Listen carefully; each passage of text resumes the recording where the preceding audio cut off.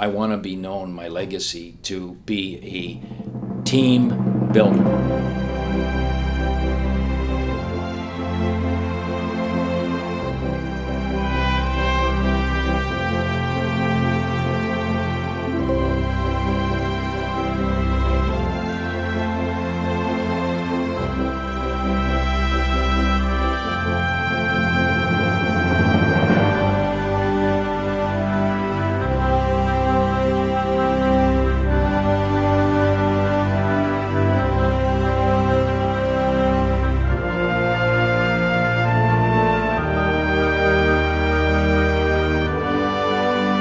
Welcome to Persistence Pays TV. I'm your host, Raudnask. On today's show, you're going to learn a lot about persistence, and I've got Ron Foxcroft here, and he's going to tell us about some of his business ventures and how persistence really did pay off for him.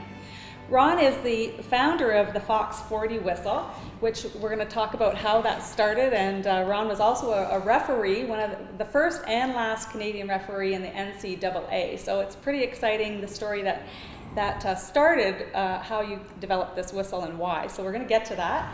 And also, you are the CEO of Fluke Transport. And I think that your story is really incredible, and I really want to thank you for taking the time out of your busy schedule to be here with us It's today. a pleasure. It's a pleasure. So where do you want to start? Oh, you know what? You said something there about refereeing, and refereeing is my love. And I guess we should start, and not too many people know this, but I bought Fluke Transport when I didn't have any money, and they had about 3 trucks, and could not afford to take a salary out of Fluke Transport for a couple of years. And so while we were building Fluke Transport, I refereed basketball. And after I had done the Olympics, and after the Olympics, fortunately, I signed a contract to referee in NCAA Division I, which is North Carolina and Duke and UCLA and so on and so on, and which is a dream, And a typical day would be get to Fluke at 4 o'clock in the morning, work till 3 in the afternoon, rush to Buffalo Airport, work a game in Madison Square Garden Monday night, fly back on the 5 a.m. flight, do the same thing on Tuesday, fly to Philly the next day, and so on and so on. A typical weekend would be referee in North Carolina, go over to Minnesota, go to California, and fly back home to be at work at 4 o'clock in the morning on Monday morning. Wow, what a schedule yeah, that was. That was for 25 years. And, allowed me to get Fluke off the ground because I didn't have to take a salary out of Fluke. And I was sort of a micromanager then, which was very hard because half the time you're on an airplane without any cell phones or emails or anything like that. And so being a micromanager, later on I had to learn how to not micromanage, and which was a real simple lesson in business. Hire people smarter than you and let smart people be smart people. Right. But anyway, Fluke was going, and it was great, and loving it, and it was a passion. But I always refereed. And going back into the Olympics, I got to referee as a Canadian the Olympic gold medal basketball game. Now, how did you get to that point? You must have reffed a lot of games to get to that Olympic game. Reffed a lot of games. Went to referee school, passed, did my first game, got paid 75 cents right here in Hamilton at the CYO. And a guy came up to me and paid me my 75 cents and said, "We want change because you're rotten. You'll never make it." That was, I guess that's perseverance.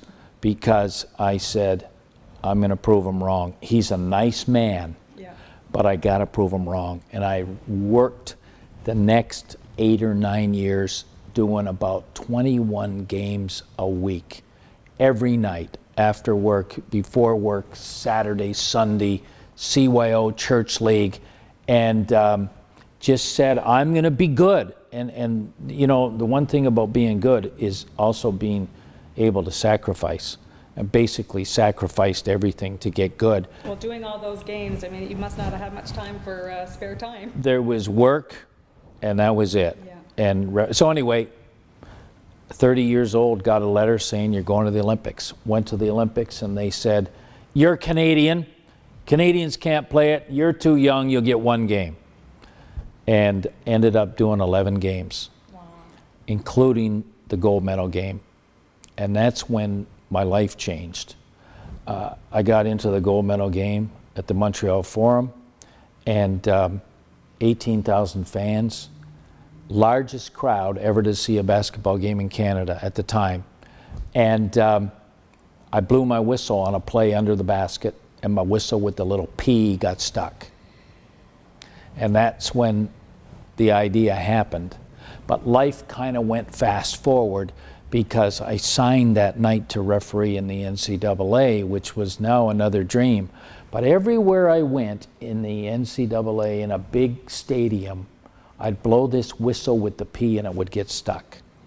And then finally in Brazil at the pre-Olympics, I blew my whistle in front of 20,000 fans in Brazil when Brazil was playing, and I missed a call on Brazil. And right then and there, in the middle of all this melee, I said, if I live, I'm going back to Canada and design a P-less whistle. And little did I know what was involved, particularly not having any money. I can imagine fear would step in to even when you went to blow the whistle. Oh. Your mind must just be racing of what if that happens again? I look back, fear is a great motivator in business. Fear of failure, fear of not being able to cover a payroll, fear. I look back and say, you know, if I had a lot of money, and I didn't have any money, well, I was spending 3.5 years with an engineer to design this whistle. If I had a lot of money, I probably would have wasted it, wasted time, and that fear and that lack of money and that persistence and perseverance was a motivation to be innovative. But after 3.5 years of working with an engineer, I had shown the whistle at the Pan American Games in 1987 and accumulated 20,000 orders. Wow. Didn't have a whistle that I manufactured. So this is in August of 1987. Finally, I'm trying to make this whistle, and you know, looking back, people come to me now, I get about 80 letters a month that say, I've got this great invention, I got this great idea, and I got a patent, where do I go? And I think, you know, looking back, you're 5% there. The great idea, the great patent, you got to figure out how to make it, how to automate it, how to advertise, how to market, how to merchandise and promote. So I had these 20,000 orders which were going to dry up if I didn't figure out how to make this whistle. So the whistle would come out of the mold and the sound wouldn't work. I'd fix the sound, or smart people would help me fix the sound, smarter than me. Then the plastic would come out with sinkholes in the plastic. And that's where, I guess at the point, I gave up. And my friend from Dofasco, Ross Craig, said to me, you're my friend and I don't hang around quitters. Wow. And I decided not to quit. Most people want everything right now. And Yeah. 3.5 years probably seemed like an eternity. I had accumulated $150,000 debt and had 2 prototype whistles, which was $75,000 a whistle. And I wanted to quit. But Ross said, I don't hang around quitters. So anyway, I'm talking on the phone to my mold maker, and I threw it down, the phone, and then something came into my head. I said, I wonder what kind of plastic they make that phone out of. And I went down to a place in Oakville called Lukian Plastics, and I met a guy, and I explained what I was trying to do, and he came out with this pebble of plastics. We put it in the mold. The whistle came out perfect. We had perfect sound. It looked beautiful. It was shiny. It was black. And it just was wonderful. And we filled 20,000 orders almost within a month and sold them for $6 US at the time, because I couldn't sell any in Canada. Everywhere I went in Canada, they said, it's too black, it's too white, it's too loud, it's too soft, it's too negative. And nobody in Canada, everyone would say to me, we're going to tell you what we really think. That's a P-less whistle, nobody in the world will ever buy it. So I had to go to the States, and I filled those 20,000 orders at $6 US, which gave me my 150,000 back, and we were away. And now we do 10,000 whistles a day in 100 countries, every sports league in the world, search and rescue, every whistle made in Canada. That's awesome. By Canadians. That's awesome. And we're right here in Hamilton, Ontario. And I didn't realize there were so many types of whistles. I mean, you have a lot of different types of whistles. Well, there's many uses for a whistle. There's rape whistles, there's search and rescue whistles, there's safety whistles, there's referee whistles, there's finger grip whistles, and so on. And I guess the best feeling I get, this little whistle has saved a ton of lives.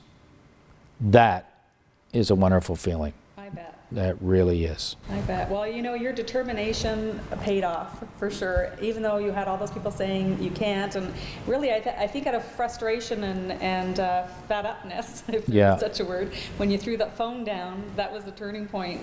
That clicked an idea and said, wait a minute, let's get around this and figure out how to get it done. That was, and it was the simplest of little things. And the guy at Lukian Plastics, he had the answer, and I had flown in engineers and scientists and experts in plastic from all over the place to try and help me with this. And there it was, the simple thing in Oakville, and we did it, and we're here today. And it's really a passion. It's just a wonderful thing to go in there and be a part of this situation, knowing how it started. Yeah. Knowing how it started, and you know, from a moment that could have destroyed someone. Absolutely. That Olympic gold game. Absolutely. Made someone just totally give up. Yeah, and you know, I think that's kind of inbred in you. I don't have a lot of education, but I have a lot of persistence and perseverance, and don't give up. But I still look back, and I look back to my trucking company. Having gobs of money sometimes can fuel a lack of drive, determination, passion, pride, and innovation. Give me a little bit of an idea why you feel that way. Yeah, well, in my trucking company, we started the trucking company in 1982 with 3 trucks, and now we have 150 tractors and 500 trailers. And a couple of my customers at the time, like I used to go in at 3 o'clock in the morning, 4 o'clock in the morning, do the dispatch until the dispatcher came in, and then at 8 o'clock put on a tie, nice and neat, which I didn't wear today, and go out and sell. And then at 4 o'clock at night, do the billing on my Underwood typewriter, and using the whiteout and the carbon. And at 7 o'clock, go out and referee 3 basketball games so that we'd have groceries. And you know, it proved a lot. It proved that you had to have that work ethic, pride, and passion. So my customers came to me and said, you know, you work 7 days a week, you answer your own phone. There was no voicemails then, no emails. You answer your own phone, and that's what I've learned. Some of my biggest orders have come when I picked up my own phone line at 7 a.m. or 10 after 6 on a Friday night of a long weekend. And I've done that several times and got some pretty big orders, some of which have stuck with us today. So my customers at Fluke said, if you would sacrifice that much for us in trucking, would you do the same thing in warehousing? Because some people that have trucking have a need for warehousing. And I said, absolutely. And I went out and found a building. It was a big building in Hamilton, 250,000 square feet. And I rented a little corner of it, 46,628 feet, and started doing warehousing as a vertically integrated business to trucking. And it went pretty good. And within 3 months, we were using 173,000 square feet in that building. So through the real estate agent, I looked up the owner of the building. and he lived in Dayton, Ohio. And I called him and I said, "Sir, you've got a building that's costing you $1 million a year to carry. I'd like to come down and talk to you, but I don't have any money." He said, "Sonny boy, tell me something I don't already know. I know it costs me $1 million a year. I'm sending my private jet up to Mount Hope," which is now Hamilton Airport, "and pick you up. You come down and we'll negotiate for you to buy that building." This jet came up out of Mount Hope, took me down to Dayton, Ohio, and the guy owned the Dayco Tire and Rubber Company. So we went up to his big tower, and within an hour, he said, "Sonny boy, if you buy that building and I hold the mortgage, will you pay the rent? Will you pay the mortgage?" Wow. He was prepared to hold the mortgage for the entire value of that building. And I said, "Yes, sir." He said, "We got a deal. You own a warehouse, 250,000 square feet." And I'm sitting there, and I had $65 in the bank, and I was driving a rented Mazda. Wow. And now I just bought a building for 250,000 square feet, and I owed $3.5 million. So what was going through your mind at that moment? Fear. But, you know, my customer said, "If you work that hard, we'll give you the business." And the business was good. So just as I'm going out of the building, I turned to him and said, "But sir, the building needs a new roof." And he said, "Well, put it on." It was $400,000 at the time to put the, I said, "I don't have any money." He said, "Then the deal's off." I went down, got the cab out to the airport to take his private jet back to Mount Hope, where my car was. And I got to the airplane, and the pilot said, "Mr. Jacobs says you're walking." Wow. No flight, no private jet, no warehouse. So I went over to the real airport and bought a ticket on Republic Airlines, where they have the airline where the two ducks were flying upside down as their logo. It just became Northwest and became Delta. Flew back to Toronto. That's the only place Republic Airlines would go, but my car's in Mount Hope. So I was disappointed, but we were still renting the building. And about 3 months later, he called me. And he said, "I understand you referee basketball in the NCAA." And I said, "Yes, I do, sir. Can you get me tickets to the Final Four in New Orleans?" And I said, "Sir, the President of the United States can't get tickets to the Final Four, but I'll try." I called my friend that was broadcasting the games back then on NBC TV, and he says, "I can't get tickets, but if he wants to sit at the TV table on the floor while I broadcast the game," and I mean, to get a ticket to the Final Four is a 30-year wait. Wow. I got him 2 tickets. I called him and said, "I got you 2 tickets to the Final Four in New Orleans." And he says, "And I'm putting a new roof on that building, and you own a building." Wow. And that was the start of us. And we had bought several more. And sometimes I think there's more money in real estate than there is in operating businesses, because the buildings never talk back to you. But that was a very nice time, and it would have been very, very easy to get mad, to give up, to get out of warehousing, or just run a warehouse and rent the space. Even just keeping the relationship, like you didn't react to the situation. No, I learned one thing about that: never knee-jerk. Never let, as a referee, I laugh when these golfers stand there and you got to whisper, and God bless them. But I can go out golfing and I can have 20,000 people screaming at me and I won't hear you. And I think you get that training from refereeing, that you don't make quick judgments. You don't make bad decisions. You know, you're going to have a speaker after me, Mr. Christie, and he's going to talk about making correct decisions for students. Well, you know what? sometimes the kids aren't the problem. Sometimes we're the problem, the adults. And you know, so that taught me, don't react, don't knee-jerk, don't get angry, don't show a temper, and don't say something that you will regret, even though it might be true.